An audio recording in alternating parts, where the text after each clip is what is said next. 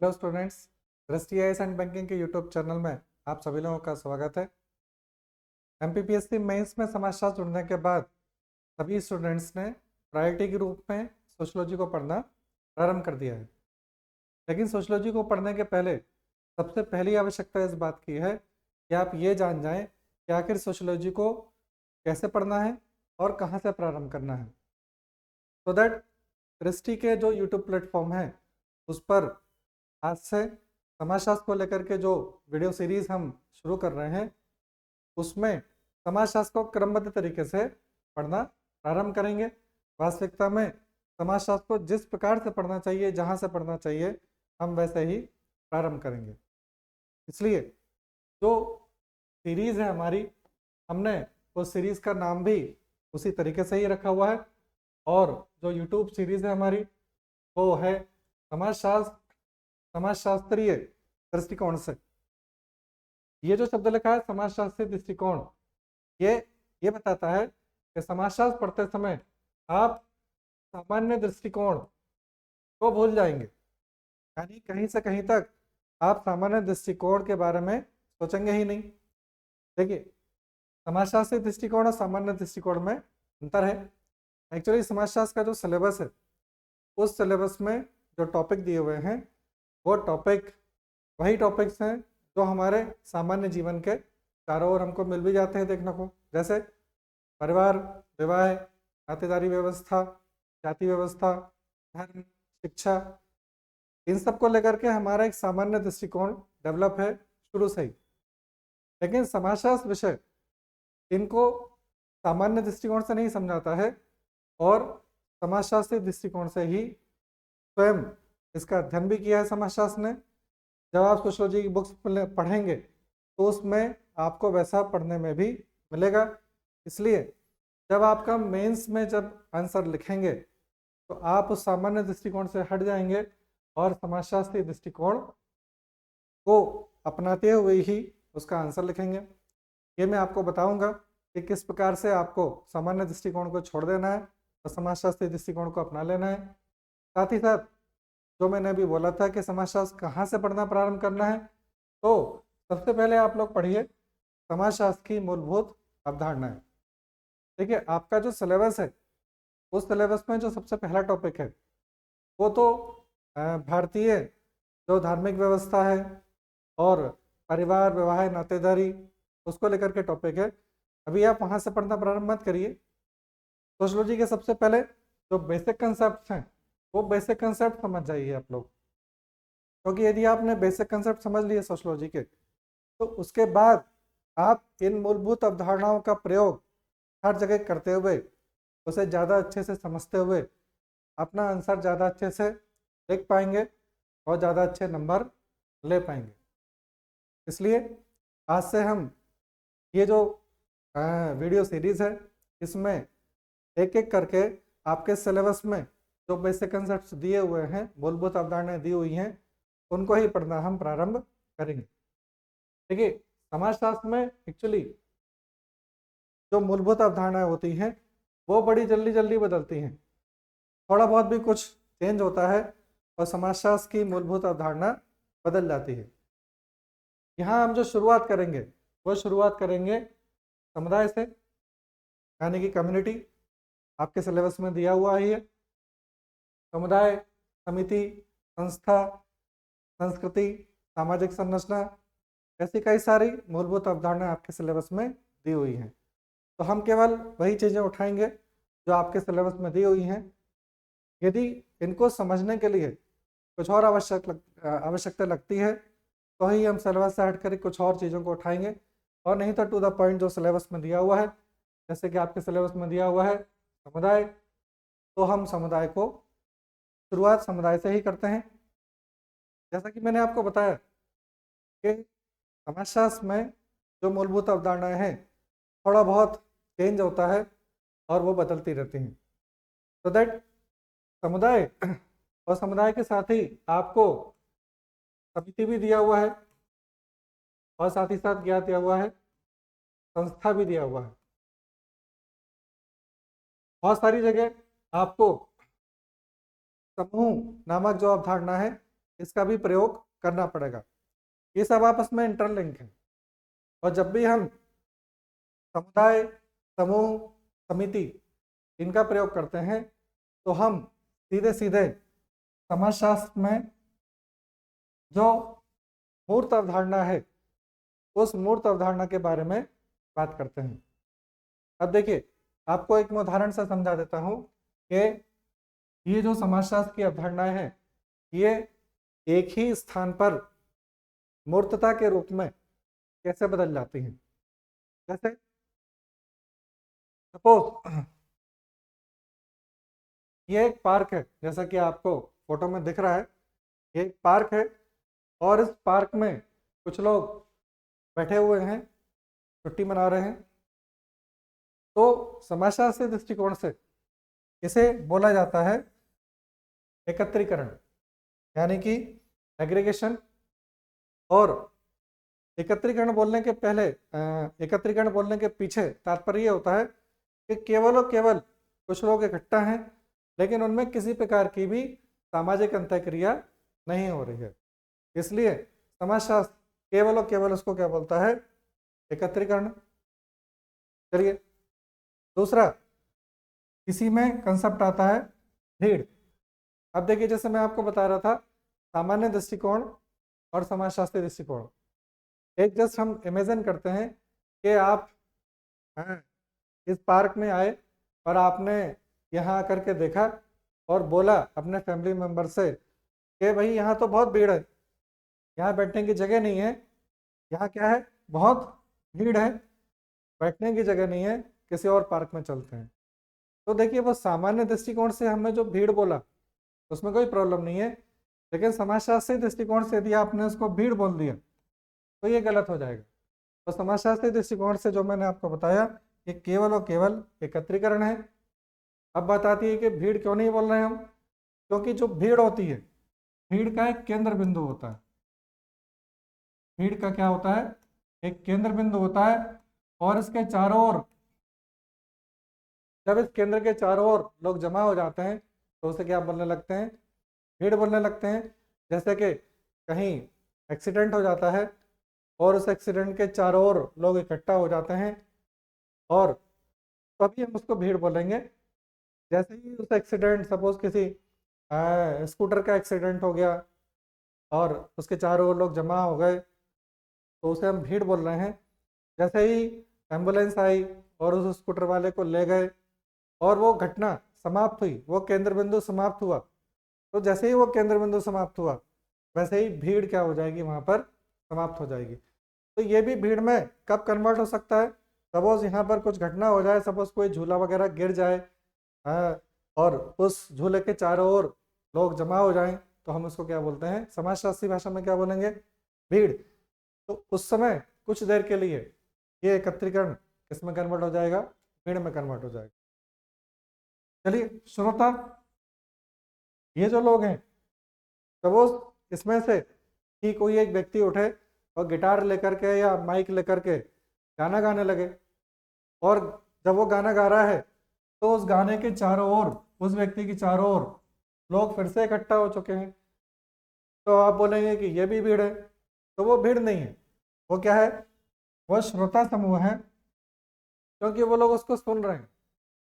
वैसे तो श्रोता समूह बड़ा निर्धारित होता है, लेकिन फिर भी इसको हम श्रोता समूह ही बोलेंगे क्योंकि वो उसको सुन रहे हैं वहाँ पर। तो कहने का अर्थ यह है कि समाजशास्त्र में जो मूलभूत अवधारणाएं होती हैं वो हमारी सामान्य अवधारणाओं से बहुत अलग होती हैं।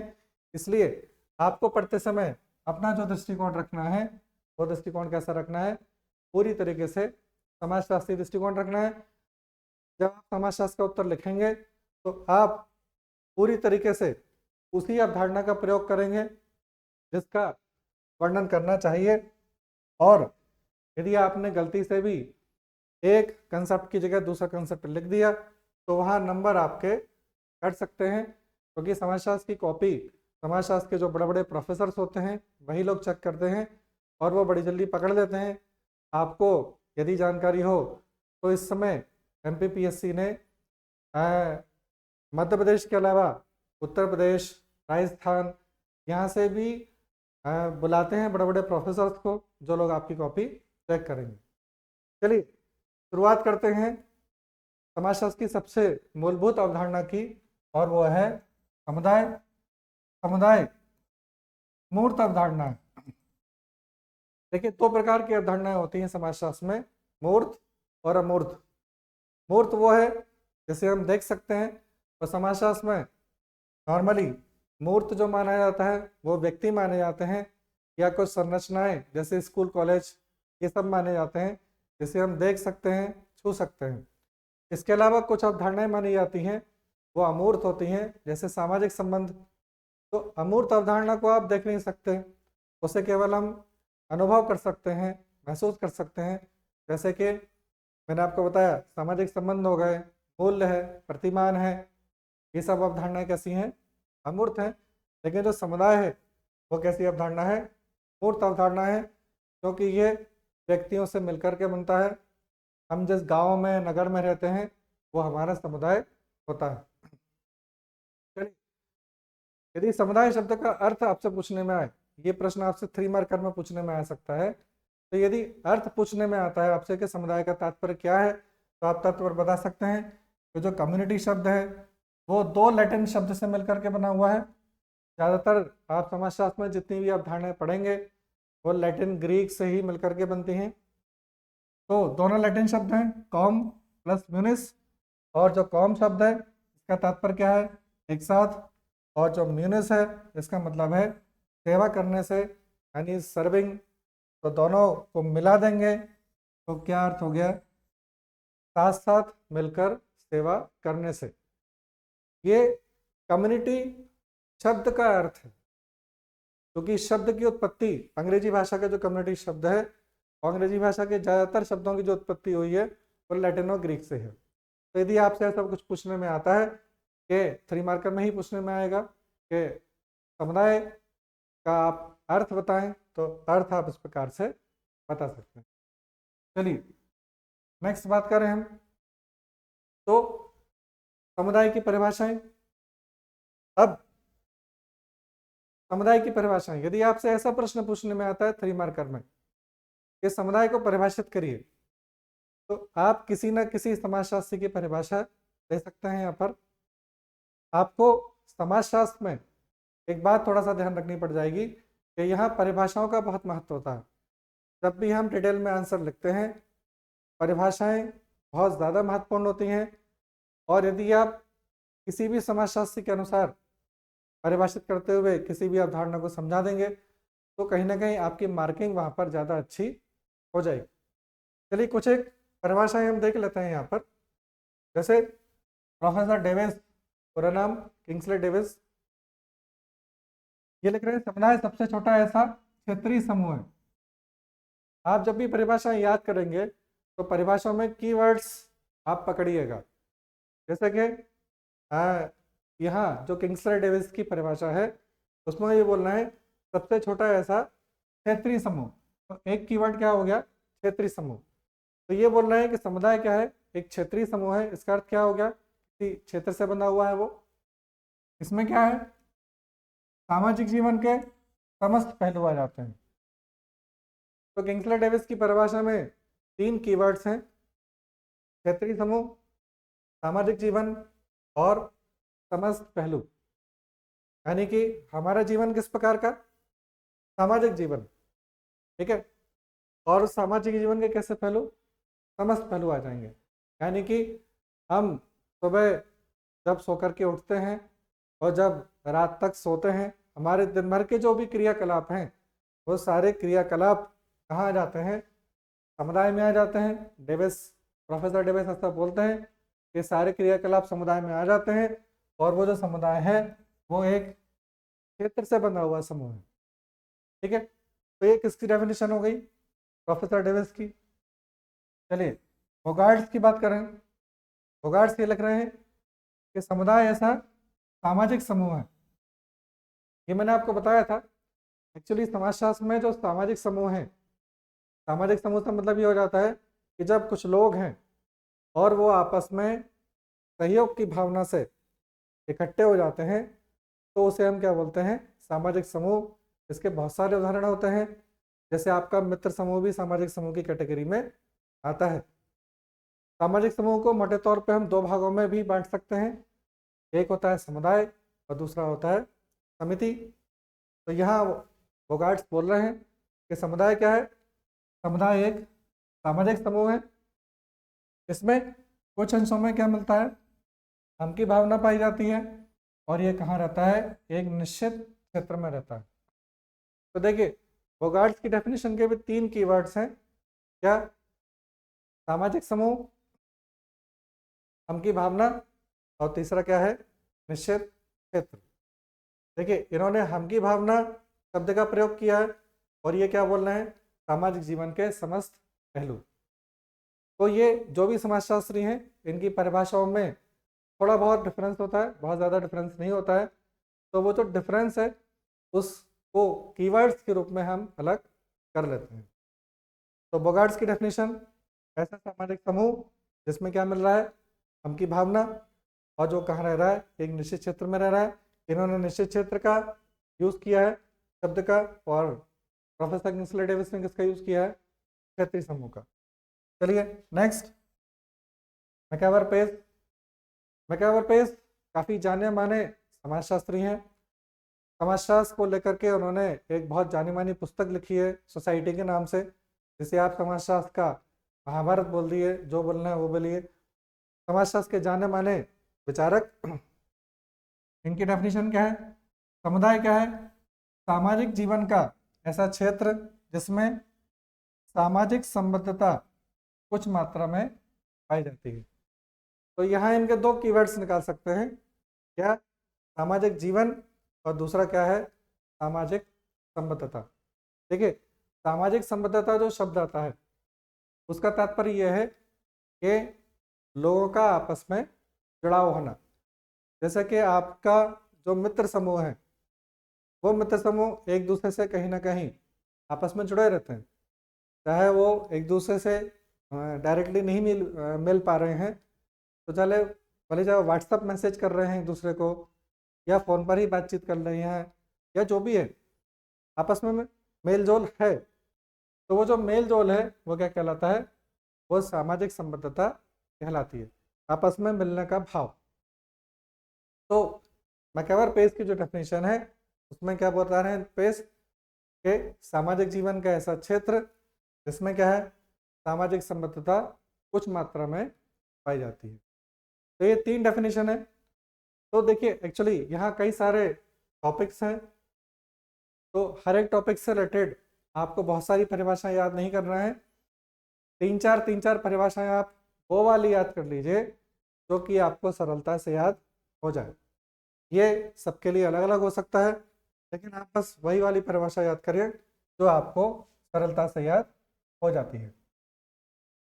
चलिए नेक्स्ट बात करते हैं।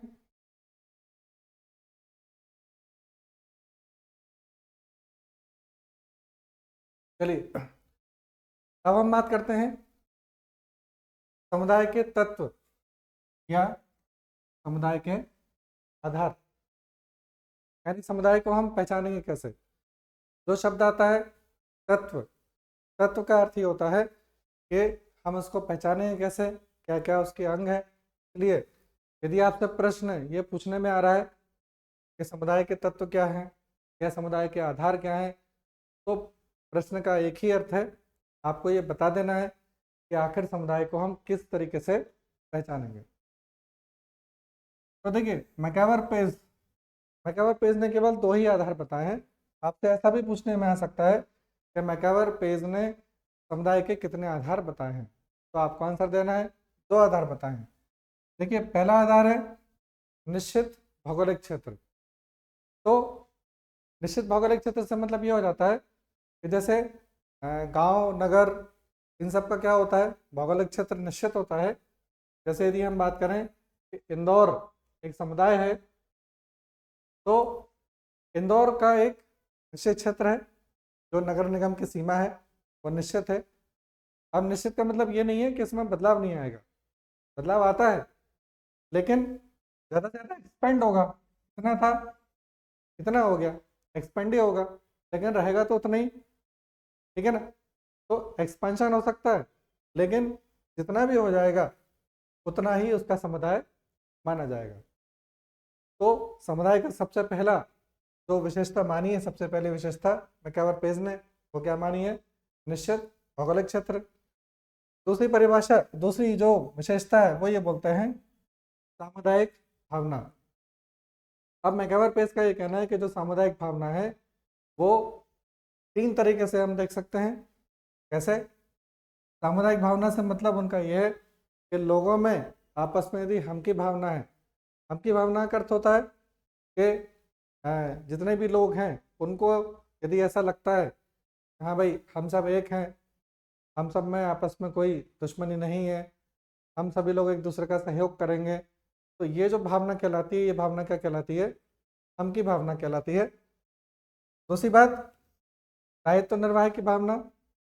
यदि समुदाय में जो लोग रहते हैं उनको यदि ऐसा लगता है कि उनका समुदाय के प्रति कोई दायित्व बनता है, तो वो भावना भी क्या कहलाती है? सामुदायिक भावना। जैसे इंदौर की यदि हम बात करें तो इंदौर में एक सामुदायिक भावना है स्वच्छ इंदौर। तो इंदौर नगर में रहने वाले जो लोग हैं यदि वो ऐसा मान के चलते हैं तो उनका दायित्व है, क्या दायित्व है? इंदौर को स्वच्छ रखना। तो ये जो भावना कहलाएगी, ये भावना क्या कहलाएगी? सामुदायिक भावना कहलाएगी। इसके अलावा निर्भरता की भावना। इसका अर्थ यह है कि जो समुदाय में जितने भी लोग रहते हैं वो सब एक दूसरे के ऊपर निर्भर हैं। जैसे कि यदि आप इंदौर में रहते हैं तो अपने घर से कोचिंग जाने के लिए आप सिटी बस का प्रयोग कर लेते हैं या फिर आप आई बस का प्रयोग कर लेते हैं। इसका मतलब आप किसके ऊपर निर्भर हैं? वो ट्रांसपोर्टेशन के ऊपर निर्भर हैं। ठीक है, सब्जी खरीदने के लिए हम सब्जी वाले के ऊपर निर्भर होते हैं। तो इस प्रकार की कई सारी चीज़ें होती हैं। तो समुदाय में जितने भी लोग, चाहे वो ग्रामीण क्षेत्र का समुदाय हो चाहे नगरीय क्षेत्र का समुदाय हो, वो सब आपस में एक दूसरे के ऊपर निर्भर होते हैं और उनमें ये भावना होती भी है कि हाँ हमें यदि कोई आवश्यकता पड़ेगी तो वो जो व्यक्ति है हम उससे इस प्रकार की सेवा या इस प्रकार की वस्तु ले सकते हैं। तो ये 3 बातें बताते हैं कौन? मैकआवर पेज। इसमें बताते हैं, ये सामुदायिक भावना के अंतर्गत बताते हैं। तो मैकआवर पेज ने 2 विशेषताएं बताई हैं समुदाय की, आधार तत्व बताए हैं कौन कौन से? एक आपका निश्चित भौगोलिक क्षेत्र और दूसरा सामुदायिक भावना। चलिए नेक्स्ट हम बात करें तो समुदाय के जो कुछ उदाहरण हैं वो उदाहरण आपको बता देते हैं। आप समाजशास्त्र में कुछ भी आंसर लिखेंगे उसमें आंसर में आपको उदाहरण जरूर लिखना है और उदाहरण आप जो लिखेंगे वो बड़े रिलेवेंट लिखेंगे। रिलेवेंट से मतलब ये हो जाता है कि जो समसामयिक के उदाहरण है, करंट के जो उदाहरण है वो करंट के उदाहरण लिखना है। आप जैसे सोशियोलॉजी की जो बुक पढ़ाएंगे तो बुक में एक्चुअली क्या है, उदाहरण जो दिए गए हैं काफ़ी पुराने दिए गए हैं, लेकिन आपको न्यूज़पेपर में उन्हीं विषयों से काफ़ी अच्छे, जैसे मैंने आपको अभी उदाहरण दिया स्वच्छ इंदौर का, इस प्रकार के उदाहरण लिखते हुए चलना है आपको। चलिए समुदाय के उदाहरण में सबसे छोटा पड़ोस, और ये जो पड़ोस है एक्चुअली देखा जाए तो जो ग्रामीण पड़ोस होता है, ग्रामीण पड़ोस, नगरीय पड़ोस में उतनी ज़्यादा घनिष्ठता नहीं होती है लेकिन जो ग्रामीण पड़ोस है वो समुदाय का एक अच्छा खासा उदाहरण है। इसके अलावा पड़ोस से थोड़ा सा बड़ा समुदाय मोहल्ला, मोहल्ले के लोगों में आपस में काफ़ी घनिष्ठता होती है। फिर गांव, आपको पता ही है कि गाँवों में इतनी ज़्यादा घनिष्ठता होती है आपस में कि एक गांव के व्यक्ति को यदि दूसरे गांव के व्यक्ति ने कुछ बोल दिया या कुछ तो भी घटना हो गई तो गांव के बीच में संघर्ष भी हो भी जाता है। तो काफ़ी ज़्यादा सामुदायिक भावना होती है। नगर, नगर में सामुदायिक भावना होती है, जैसे मैंने भी आपको इंदौर का उदाहरण दिया कि इंदौर नगर के जो रहने वाले लोग हैं वो आपस में बहुत ज़्यादा तो नहीं लेकिन स्वच्छता को लेकर के तो आपस में सामुदायिक भावना है ही सही उसमें। तो नगर समुदाय का उदाहरण है। इसके अलावा कोई क्षेत्र हो सकता है, क्षेत्र जैसे हमने बोल दिया कि मराठी समुदाय, गुजराती समुदाय, वो क्या कहलाएगा? क्षेत्र कहलाएगा।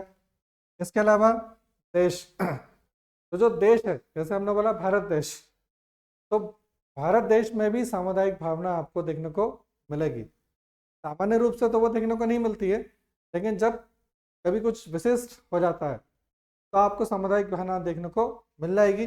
जैसे कि आपने देखा होगा कि जब भारत और पाकिस्तान का मैच होता है तो भारत पाकिस्तान के मैच के दौरान जितने भी भारत के लोग हैं उनके अंदर एक होने का भाव, आपस में सामुदायिक भावना ये कैसे हो जाती है, बहुत ज़्यादा बड़ी हो जाती है। या जब आप देश से कहीं बाहर जाते हैं, विदेश में पहुंचते हैं, तो वहाँ पर भी सामुदायिक भावना आपकी देश को लेकर कैसी रहती है, बहुत ज़्यादा। चलिए, ये जो उदाहरण है एक्चुअली समुदाय के, ये उदाहरण इसके हैं। यहाँ पर निश्चित क्षेत्र जो हमने समुदाय की जो हमने विशेषता पढ़ी थी, निश्चित क्षेत्र, तो ये निश्चित क्षेत्र से बंधे हुए हैं। लेकिन समुदाय के कई सारे उदाहरण ऐसे भी रहते हैं जहाँ पर निश्चित क्षेत्र सेकेंडरी हो जाता है और हम की भावना क्या हो जाती है, प्राइमरी हो जाती है। जैसे जाति, तो जाति के सदस्यों में हम की भावना होती है, तो क्या यहाँ पर निश्चित क्षेत्र होता है। तो जो समाजशास्त्र में जो आधुनिक रिसर्च है, आधुनिक रिसर्च ये बोलता है कि जाति का एक निश्चित क्षेत्र होता है। अब आप बोलेंगे कि निश्चित क्षेत्र ऐसा कैसा हो सकता है, जाति के जो सदस्य हैं वो तो पूरे देश में फैले हुए हैं। तो ये बात सही है कि जाति के कुछ लोग जीविकोपार्जन के लिए एक जगह से दूसरी जगह चले गए हैं, लेकिन जाति का जो उद्भव है, ज़्यादातर लोग उसी क्षेत्र में आज भी रह रहे हैं, ठीक है ना। तो जाति का जो निश्चित क्षेत्र है वो आपको मिलेगा। आप ऐसा नहीं बोल सकते हैं कि दक्षिण भारत में जो जाति के लोग रहते हैं, जैसे दक्षिण भारत में कम्मा और रेड्डी तो जानी मानी जातियां हैं, कम्मा रेड्डी। तो कम्मा और रेड्डी जाति के जो लोग हैं वो रहते हैं दक्षिण भारत में, वो आपको उत्तर भारत में नहीं मिलेंगे। या बिहार में भूमिहार लोग रहते हैं, ये भी आपको मध्य प्रदेश में नहीं मिलने वाले हैं। तो जाति का एक निश्चित क्षेत्र होता है। जनजाति, जनजाति भी हमेशा एक निश्चित क्षेत्र में ही रहती है, और जनजातियों के जो सदस्य होते हैं वो आपस में, उनमें हम की भावना भी बहुत ज़्यादा होती है। जनजातियों में कुछ जनजातियां घुमक्कड़ होती हैं, कुछ जनजातियां घुमक्कड़ होती हैं, जैसे बंजारे लोग हैं, लेकिन उनका भी क्षेत्र निर्धारित होता है।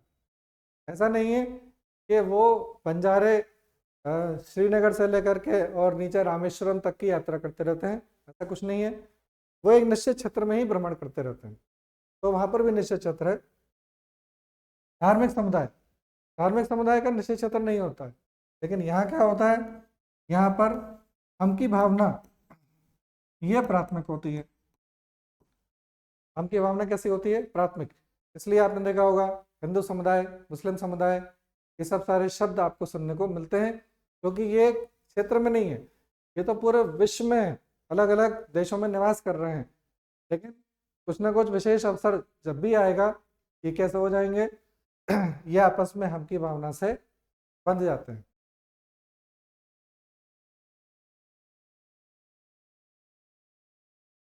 चलिए, अब हम बात करते हैं समुदाय की कुछ अन्य विशेषताओं की। जैसे मैं कह रहा पेज ने 2 विशेषताएं बता दी थी, इसके अलावा और भी विशेषताएं हैं समुदाय की। जैसे समुदाय का स्वतः विकास होता है, कहने का मतलब ये है कि समुदाय को आप बना नहीं सकते, समुदाय का स्वतः विकास होगा। कोई भी गांव है, कोई भी नगर है, ये कब बन गया तो आप उसकी कोई निश्चित डेट नहीं बता सकते हैं कि ये इस डेट को बन गया, वो धीरे धीरे ही स्वतः विकसित होता है। तो समुदाय का स्वतः विकास होगा, लेकिन इसके ठीक विपरीत जो समिति है, समिति का विकास कैसा होता है, उसको जानबूझ करके उद्देश्य पूर्वक उसकी स्थापना की जाती है। जैसे कोई बैंक है या कोई सरकारी संस्था है, सरकारी संगठन है, जैसे पुलिस विभाग है, तो उसमें भी आप पढ़ते हैं कि भाई सीमा सुरक्षा बल की स्थापना इस तारीख को की गई, इस प्रकार की चीज़ें होती हैं। तो वो समिति में होता है, लेकिन समुदाय कैसा होता है, उसकी स्थापना कैसी होती है, स्वतः होती है। चलिए, दूसरी बात, समुदाय कैसा होता है? स्थायी होता है। अब जब तक कि कोई प्राकृतिक घटना नहीं होती है, प्राकृतिक घटना से मतलब हो जाता है जब तक कि कोई प्राकृतिक आपदा नहीं आ जाती है तब तक समुदाय विघटित नहीं होता। जैसे गुजरात का जो भुज था, वहाँ पे भूकंप आ गया तो वो समाप्त हो गया। लेकिन वहीं जापान में सुनामी आई, लेकिन उन्होंने क्या कर दिया, वहाँ पर भी कुछ एक समुदाय थे वो समाप्त हो गए थे, लेकिन उन्होंने फिर से उसको रीएस्टेब्लिश कर दिया। तो समुदाय स्थायी होगा। तीसरी बात, समुदाय का विशिष्ट नाम होता है, उस नाम के साथ बहुत ज़्यादा लोगों का जुड़ाव होता भी है, चाहे वो इंदौर हो, चाहे वो जबलपुर हो, चाहे वो दिल्ली है, जो भी है। देखिए भारत की बात करें, अभी कुछ समय पहले चर्चा भी चली थी इंडिया वर्सेस भारत, तो समुदाय का कहीं ना कहीं विशिष्ट नाम रहेगा। नेक्स्ट है मूर्तता। मूर्तता इसलिए है क्योंकि यहाँ व्यक्ति रहते हैं। समुदाय क्या है? व्यक्तियों पर आधारित है, तो इसलिए मूर्तता है। लोग रह रहे हैं, बहुत सारे मकान बने हुए हैं, इसलिए समुदाय को हम क्या बोलते हैं? मूर्त समूह बोलते हैं। नेक्स्ट, सामान्य नियम। सामान्य नियम से मतलब ये हो जाता है कि समुदाय में, चाहे वो गांव हो चाहे नगर हो, वहाँ नियम की एक सामान्य व्यवस्था रहती है और लोग, नियम कोई लिखित नहीं होते हैं, बस कुछ ना कुछ नियम बने रहते हैं। ये जो नियम होते हैं ये एक्चुअली देखा जाए ना, तो जो गांव होता है, गांव में नियम ज़्यादा प्रभावी होते हैं। नगरीय क्षेत्रों में जो अनौपचारिक नियम होते हैं वो तो ज़्यादा नहीं चलते हैं, कानून ज़्यादा चलता है, लेकिन नियम कैसे रहेंगे? सामान्य। जबकि इसका जस्ट अपोजिट कर दें तो जो समिति होती है, जैसे कोई गवर्नमेंट ऑफिस है, तो वहाँ पर नियम सामान्य नहीं होंगे, वहाँ पर नियम कैसे होंगे? वहाँ पर विशिष्ट नियम होंगे कि कलेक्टर और एसडीएम के बीच में जब भी वार्तालाप होगा तो वो निश्चित नियमों से ही होगा। आप गवर्नमेंट ऑफिस में जो भी काम करेंगे वो कैसे करेंगे? निश्चित नियमों से करेंगे, लेकिन जब आप अपने घर वापस आ जाएंगे, गांव वापस आ जाएंगे, तो आप सामान्य नियम से ही चलेंगे। तो नियम कैसे होते हैं? सामान्य। नेक्स्ट, उद्देश्य व्यापक होते हैं। व्यापक उद्देश्य इसलिए होते हैं कि व्यक्ति का संपूर्ण जीवन ही समुदाय में आता है, जबकि जो समिति होती है, समिति का उद्देश्य व्यापक नहीं होता। जैसे कि यदि हम किसी गवर्नमेंट जॉब में हैं, तो उस गवर्नमेंट जॉब में जो गवर्नमेंट अथॉरिटी है, सपोज जैसे कि मैं जीएसटी विभाग में हूँ, तो जीएसटी विभाग का जो उद्देश्य है वो ये है कि भाई राजस्व संग्रह। जीएसटी विभाग का उद्देश्य क्या है? वो राजस्व संग्रह है, इसके अलावा नहीं है उसका उद्देश्य। तो ये निश्चित उद्देश्य है, विशिष्ट उद्देश्य है। लेकिन एक इंदौर के नागरिक होने की यदि हम बात करें, इंदौर का बड़ा एक व्यापक उद्देश्य होता है कि जो अपने नागरिकों को क्या करेगा? प्रत्येक क्षेत्र में उनको वो बढ़ावा देने का प्रयास करता है। चलिए नेक्स्ट है सामान्य जीवन। अब देखिए समुदाय के जो सदस्य होते हैं, जैसे कि हम सुबह सो करके उठ रहे हैं, गांव में लोग सुबह सो के उठते हैं तो खेती पर चले जाते हैं, खेत पे चले जाते हैं। नगर में जो लोग होते हैं वो मॉर्निंग वॉक के लिए चले जाते हैं। फिर नगर के लोग दोपहर में अपना ऑफिस चले जाते हैं, लेकिन गांव के लोग कृषि पर या दूसरे कार्य के लिए चले जाते हैं। तो ये बड़ा सामान्य जीवन होता है। समुदाय का जीवन कैसा होता है? सामान्य। लेकिन यदि आप समिति में जाएंगे तो समिति का जीवन सामान्य नहीं होता है। और कैसा जीवन होता है? विशिष्ट जीवन होता है। जैसे ही आप ऑफिस में पहुंचेंगे और ऑफिस में घुसते साथ ही आपका सामान्य जीवन वहीं समाप्त हो जाता है और विशिष्ट जीवन प्रारंभ हो जाता है। आप अपने उच्च अधिकारी से कैसे बात करते हैं ये भी बिल्कुल निर्धारित है। आप वहाँ किस प्रकार के कपड़े पहन करके जाएंगे ये भी पूरी तरीके से निर्धारित है। नेक्स्ट है आत्मनिर्भरता। तो बहुत हद तक समुदाय आत्मनिर्भर होता है। आजकल तो देखिए आत्मनिर्भरता उतनी ज़्यादा नहीं बची है। हर एक समुदाय को दूसरे समुदाय से सहायता लेने की आवश्यकता पड़ती ही है। और समुदाय तो खैर छोड़िए, आजकल दौर किसका चल रहा है? दौर चल रहा है वैश्वीकरण का। लेकिन बहुत हद तक एक समुदाय प्रयास ये करता है कि वो अपने ही सदस्यों से अपनी आवश्यकता पूर्ति कर ले और दूसरे पर ज़्यादा निर्भर ना रहे। नेक्स्ट है अनिवार्य सदस्यता। इसका मतलब ये होता है आप किसी न किसी समुदाय के सदस्य रहेंगे। आप इंदौर में रह रहे हैं, आपने बोला मुझे इंदौर में नहीं रहना, आप जबलपुर चले गए तो अभी वो एक समुदाय के सदस्य हैं। आप दिल्ली चले गए, फिर आपने बोला मुझे तो भारत में ही नहीं रहना है, मैं तो अमेरिका जाऊंगा, तो अमेरिका चले गए तो वो भी एक समुदाय। तो समुदाय की सदस्यता कैसी रहेगी? अनिवार्य रहेगी। जबकि इसके विपरीत जो समिति होती है उसकी सदस्यता अनिवार्य नहीं होती है। यदि आप आज गवर्नमेंट जॉब कर रहे हैं और आपको लगा कि नहीं मुझे ये नहीं करना है, आपने उसको छोड़ा, आपने दूसरा जॉब ज्वाइन कर लिया, तो समिति की जो सदस्यता होती है वो कैसी होती है? ऐच्छिक होती है। आपने देखा होगा जो प्राइवेट फील्ड में जो सॉफ्टवेयर इंजीनियर्स होते हैं वो हर एक 2 साल में क्या करते रहते हैं? कंपनीज को स्विच करते रहते हैं। तो उसका मतलब ये है कि समिति की सदस्यता कैसी है? समिति की सदस्यता अनिवार्य नहीं है। कैसी है? ऐच्छिक है। तो ये सब समुदाय की विशेषताएं कहलाती हैं।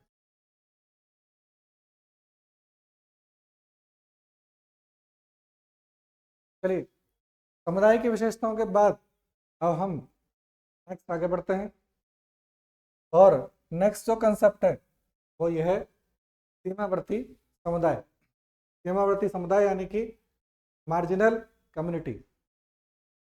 ये जो कंसेप्ट है ये मैकआवर पेस का है। यदि आपसे पूछने में आता है, 3 मार्कर में पूछने में आ सकता है आपसे कि सीमावर्ती समुदाय किसकी अवधारणा है, तो आपको बता देना है कि सीमावर्ती समुदाय किसकी अवधारणा है? मैकआवर पेस की। और सीमावर्ती समुदाय का मतलब ये है जब भी शब्द आता है मार्जिनल, तो मार्जिनल से मतलब होता है मिला जुला। तो अर्थ यह है कि कुछ समुदाय ऐसे होते हैं जिसमें समुदाय की कुछ विशेषताएं तो पाई जाएंगी लेकिन कुछ विशेषताएं नहीं पाई जाएंगी। तो मैकआवर पेस क्या बोलते हैं? ऐसे समूह जिनमें समुदाय की कुछ विशेषताएं पाई जाती हैं और कुछ विशेषताएं नहीं पाई जाती हैं। तो मैकआवर पेज ने ऐसे समुदायों को क्या बोला है? सीमावर्ती समुदाय। और 3 उसके उदाहरण बताते हैं, जाति, जेल और पड़ोस। तो 3 उदाहरण बताएंगे इसके सीमावर्ती समुदाय के। कौन कौन से? जाति, जेल, पड़ोस। सीमावर्ती समुदाय क्या है? तो सीमावर्ती समुदाय वो है जिसमें ऐसा समूह जिसमें समुदाय के कुछ लक्षण मिलेंगे और कुछ लक्षण नहीं मिलेंगे। चलिए, अब जो मैकआवर पेज हैं इन्होंने ये जो तीनों उदाहरण बताए थे, इन तीनों उदाहरण को उसकी व्याख्या भी करी है कि आखिर ये सीमावर्ती समुदाय हैं तो क्यों हैं और समुदाय नहीं है तो क्यों नहीं है। जैसे सबसे पहली बात करें तो जाति, तो मैकआवर ने जाति को समुदाय नहीं माना है। मैकआवर क्या है? जाति को समुदाय मान करके नहीं चलते हैं। अब उसके पीछे वो कारण बताते हैं मैकआवर। क्या? इनका ये कहना है कि जाति का निश्चित भौगोलिक क्षेत्र नहीं होता। अभी हमने थोड़ी देर पहले देखा था कि समाजशास्त्र का जो आधुनिक दृष्टिकोण है वो ये बोलता है कि जाति का निश्चित भौगोलिक क्षेत्र होता है, लेकिन मैकआवर पेज ने इसे नहीं माना है और वो ये मान करके चलते हैं कि जाति का निश्चित क्षेत्र नहीं होता। दूसरी बात, मैकआवर का ये कहना है कि जाति का स्वतः विकास नहीं हुआ है, क्योंकि समुदाय की हमने विशेषता पढ़ी थी और समुदाय की विशेषता थी कि समुदाय का विकास कैसा होता है? स्वतः होता है। तो मैकआवर बोलते हैं कि समुदाय का विकास स्वतः नहीं हुआ है और इनका ये कहना है कि जाति व्यवस्था निर्मित की गई है। जबकि जाति व्यवस्था की उत्पत्ति के जो सिद्धांत जब भी आप पढ़ेंगे तो उसमें जाति का विकास स्वतः हुआ है, तो जाति किसी ने लिख करके निर्मित नहीं करी है ऐसा, लेकिन मैकआवर ऐसा मान करके चलते हैं, इसलिए ये जाति को समुदाय नहीं मानते। इसके अलावा इसी में वो कुछ चीज़ें और बताते हैं। क्या बताते हैं? कि इनका ये कहना है कि जाति कई सारी उपजातियों में बटी हुई है। देखिए, उपजातियां बहुत होती हैं, जैसे कि यदि हम राजपूत जाति की बात करें तो जो राजपूत जाति के लोग हैं उनमें कई सारी उपजातियां हैं। हर एक जाति में देखिए बहुत सारी उपजातियां होती हैं। जैसे राजपूत में चौहान है, परमार है, परिहार है, ऐसी कई सारी उपजातियां हैं। तो मैकैवर का ये कहना है कि जाति कई सारी उपजातियों में बटी हुई है और इसलिए इसमें सामुदायिक भावना नहीं पाई जाती है, यानी इसमें हम की भावना नहीं पाई जाती है और आपस में उतना ज़्यादा सहयोग नहीं पाया जाता। इसके अलावा इनका ये कहना है जाति को लेकर के कि जाति में सामान्य जीवन पाया जाता है। अब देखिए समुदाय में भी सामान्य जीवन पाया जाता है, तो मैकैवर बोल रहे हैं कि वैसे जाति में सामान्य जीवन पाया जाता है, लेकिन इनका ये कहना है कि ये केवल इसकी अपवाद स्वरूप विशेषता है, यानी जब कभी ही सामान्य जीवन पाया जाता है। इसका अर्थ ये हो गया कि मैकैवर ये कहना चाह रहे हैं कि जाति का जीवन कैसा होता है, विशिष्ट होता है। तो ये जो 4 पॉइंट्स हैं, इन 4 पॉइंट्स के आधार पर मैकैवर ये कहते हैं कि जाति में समुदाय की विशेषता नहीं पाई जाती है, इसलिए जाति समुदाय की कैटेगरी में सम्मिलित नहीं है, यानी विशुद्ध रूप से समुदाय की कैटेगरी में सम्मिलित नहीं।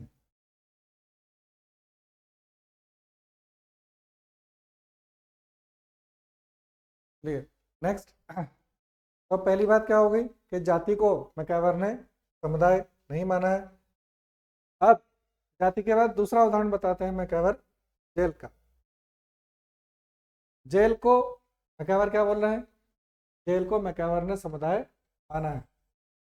वास्तविकता में यदि देखा जाए तो समाजशास्त्र का जो आधुनिक दृष्टिकोण है वो जेल को समुदाय नहीं मानता है, समिति मानता है, लेकिन मैकैवर पेज ने समुदाय माना है। किस आधार पर माना है? पहली बात ये बोलते हैं कि समुदाय का एक निश्चित जो जेल है, जेल का एक निश्चित भौगोलिक क्षेत्र है। अब देखिए कहीं ना कहीं जेल की बाउंड्री तो होती ही है, तो निश्चित भौगोलिक क्षेत्र है। दूसरा, इनका ये कहना है कि जेल में जितने कैदी होते हैं उनमें आपस में सामुदायिक भावना होती है, यानी वो आपस में सहयोग करते हैं। तो इस आधार पर वो जेल को क्या करते हैं? समुदाय मानते हैं। एक और समाजशास्त्री हैं, उनका नाम है इरविंग गॉफमैन। और इरविंग गॉफमैन ने मैकैवर पेज की ये जो बात है कि मैकैवर पेज ने जब ये बोला कि जेल में सामुदायिक भावना होती है, तो इरविंग गॉफमैन का ऐसा बोलना है कि देखिए समुदाय में जो सामुदायिक भावना होती है वो स्वतः होती है। सामुदायिक भावना जेल में भी पाई जाती है, लेकिन जेल में जो सामुदायिक भावना होती है वो स्वतः नहीं होती। कैसे होती है? बाध्यतामूलक होती है, यानी जेल के जो नियम होते हैं, जेल के नियम से सभी लोग बंधे हुए होते हैं, इसलिए वो सामुदायिक भावना या एक दूसरे को जो सहयोग करने की भावना है वो कैसी होती है? बाध्यतामूलक होती है। जैसे आपने फुटबॉल का मैच देखा होगा, तो फुटबॉल के मैच में आमने सामने कई बार लड़ाई होती है, लेकिन जैसे ही रेफरी सीटी बजाता है तो वो बॉल को तुरंत छोड़ देते हैं। तो वो उनमें भी जो सामुदायिक भावना होती है वो कैसी होती है? बाध्यतामूलक होती है। तो इरविंग गॉफमैन का भी यही कहना है कि जेल की जो सामुदायिक भावना है वो सामान्य नहीं है, स्वतः नहीं है। कैसी है? बाध्यतामूलक। बट मैकैवर ने जेल को समुदाय माना है। दो चीज़ें हैं, क्या? निश्चित भौगोलिक क्षेत्र, और दूसरा क्या है? सामुदायिक भावना। चलिए तीसरी बात करते हैं पड़ोस की। अब मैकैवर ने क्या माना है? पड़ोस को समुदाय नहीं माना है। और इसके पीछे मैकैवर कारण क्या बताते हैं? उनका ये कहना है जो आधुनिक पड़ोस है, आधुनिक पड़ोस से मतलब ये हो जाता है कि आजकल के जो नगरीय पड़ोस हैं, यानी नगरीय क्षेत्रों में, महानगरों में जो पड़ोस पाए जाते हैं वो वाले पड़ोस, ग्रामीण पड़ोस की बात नहीं हो रही है यहाँ पर। इनका ये कहना है कि यहाँ अपरिचितता का गुण पाया जाता है, यानी पड़ोसी एक दूसरे को नहीं पहचानता है। मैकैवर का कहना सही है। हम की भावना नहीं पाई जाती है, ये बात भी सही है कि चूंकि वो एक दूसरे को पहचानते ही नहीं है तो हम की भावना कहाँ से मिल जाएगी? नेक्स्ट, तीसरी बात मैकैवर ये बोलते हैं कि जो पड़ोस है उस पड़ोस का स्वतः विकास नहीं होता है, हालांकि ये कंसेप्ट थोड़ा सा अलग है क्योंकि पड़ोस का स्वतः विकास ही होता है, बट मैकइवर मान के चलते हैं कि पड़ोस का स्वतः विकास नहीं होता है। और तीसरा ये बोलते हैं, चौथा ये बोलते हैं कि यहाँ पर सामान्य नियम नहीं पाए जाते। तो ये जो चार चीजें हैं, इन चार चीजों के आधार पर मैकइवर ने आधुनिक पड़ोस को ध्यान में रखते हुए पड़ोस को समुदाय नहीं माना है। ठीक है ना। तो ये आपका ओवरऑल समुदाय को लेकर के जो भी था ये मैंने आपको बता दिया है। इसमें देखिए एक कंसेप्ट है लघु समुदाय का, और लघु समुदाय रॉबर्ट रेडफील्ड का कंसेप्ट है। और रॉबर्ट रेडफील्ड ने आपसे 3 मार्क में पूछ सकते हैं कि आखिर लघु समुदाय किसे कहते हैं। तो जो रॉबर्ट रेडफील्ड ने, इन्होंने ग्रामीण और कृषक समाज को क्या बोला है, इन्होंने ग्रामीण और कृषक समाज को लघु समुदाय बोला है।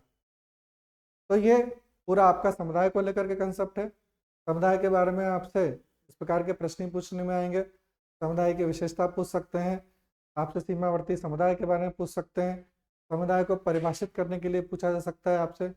यहाँ से ज़्यादा प्रश्न आपसे नहीं बनेंगे। समुदाय से जुड़ा ही हुआ एक जो नेक्स्ट कंसेप्ट है वो है समिति, जिसे हम नेक्स्ट लेक्चर में पढ़ेंगे। यदि आपको ये जो मैंने पढ़ा है इससे संबंधित कोई भी आपकी कुछ क्वेरी है तो आप मैसेज में पूछ सकते हैं। चलिए तब तक के लिए ऑल द बेस्ट। जल्दी ही नई वीडियो के साथ मिलते हैं।